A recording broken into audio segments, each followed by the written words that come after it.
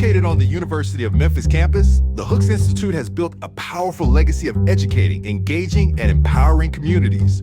Through research, advocacy, and dynamic programs, it is shaping the future while honoring the past. As chairman of the board of the Hooks Institute, I look at how they show the past as being a part of the present.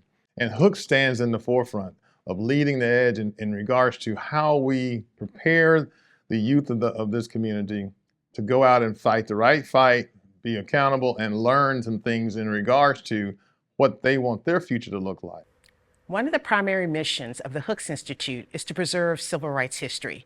In order to understand the events of today and perhaps the future, we have to understand the past. Toward that end, the Hooks Institute has preserved through digitization the personal papers of Benjamin L. Hooks. This digitization project was one of the largest digitization projects in the history of the university. The Hooks Institute has also preserved the primary source materials from the Fayette County, Tennessee Civil Rights Movement. That movement began in 1959 when African Americans demanded the right to vote. Beyond celebrating new artistic voices, the Hooks Institute is a guardian of history. Inside the McWhorter Library at the University of Memphis, the Hooks Special Collection preserves the soul of our great city, archiving photographs, articles, newspaper clippings, obituaries, and rare documents. The Hooks Institute policy papers focuses on research. We have to understand the root of the problem before we can solve it. So, for example, over the last 10 years, some of our policy papers have included looking at the criminal legal system to determine how we can reform it and how we can aid those who are previously incarcerated. We have also researched the role of artificial intelligence and its impact on the workforce. And we've also received invitations from organizations from around the country to talk about artificial intelligence. And all this is through our policy papers. Two programs that we support, the HAME program and the Seat at the Table program. You want to meet and engage with our HAME men. They're academically sound, professionally prepared, and they are ready to take the helm of leadership for our community. The three pillars of HAME are academic achievement, personal development, and career readiness. And this program, since 2015, we have supported and guided over 200 students, helping them with their collegiate journey, for successful graduation outcomes and strong career readiness. Be able to bring in a Black dentist who one of the HAME gentlemen want to become a dentist, to be able to see themselves in the future, to know that there is a place for them moving forward and advocating for my friends, being able to help them out. So using and utilizing your networks that you already have and using them to advocate for the students. And that culminates with a big networking event that we have here on campus where our HAME students get to interact with professionals, community leaders, and university administrators.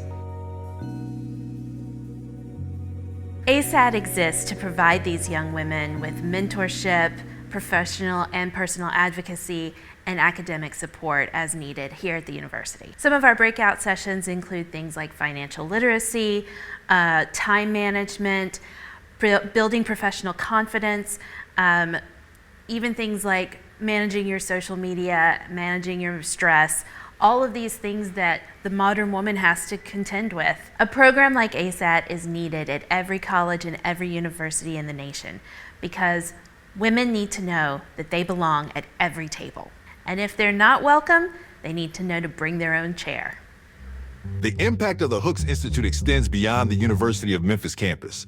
Its reach is deep and wide, touching the lives across the community, uplifting, educating, and creating pathways for success.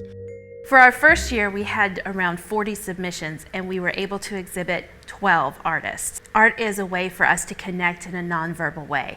It is a way for us to communicate and it's a way for us to share our experiences, and that is critical in the world of social change and civil rights. We're looking forward to the day that we can take this national and expand the artists and the disciplines represented to be spoken word, maybe even go digital.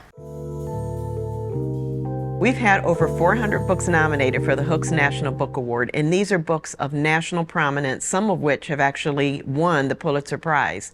The Hooks National Book Award is unique because of the focus that we place on civil rights and social change, not just historic, but also current issues. And authors that are nominated, even in the process of writing the book, have in their mind that they would like to be considered for the Hooks National Book Award? But I had my eye on the Hooks Award well before I finished that book because it was an award specifically for books about the civil rights movement. I came across it through a random internet search, and for about 3 or 4 years I told myself I really want that award. And this is an opportunity for us to bring a distinguished scholar, an author to the Memphis community to learn about works that they may be familiar with or just to introduce new publications to the community. I think one of the things that Hooks does a great job of doing is the documentary series, where they basically go in the historic archives and kind of dive into some of the events that took place around social change in the early years of this country. The Memphis 13, Duty of the Hour, Facing Down Storms, Memphis in the Making of Ida B. Wells, Resistance to Injustice, and the upcoming film End of an Era, James Meredith and His March Against Fear. Each film shares the rich culture, history, and the resilience of the African-American experience. Created in 1996, the Hooks Institute will be 30 years old in 2026. We hope to increase our capacity for research, for documentaries, for archival preservation, and for community engagement.